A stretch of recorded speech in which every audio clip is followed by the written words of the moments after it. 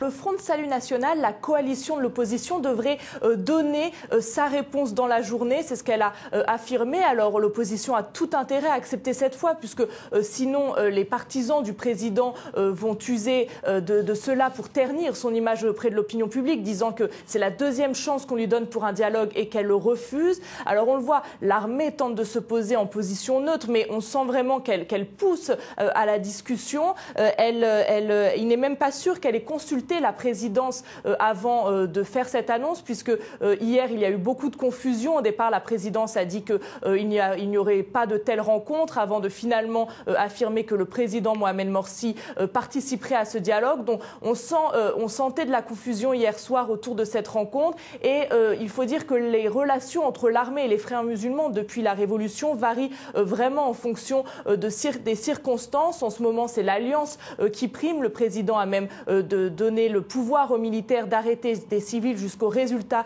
du référendum. Mais à long terme, eh bien, l'armée se positionnera en fonction de ses intérêts, notamment de ses intérêts économiques, et elle a affirmé qu'elle ne laisserait pas l'Égypte tomber dans un sombre tunnel.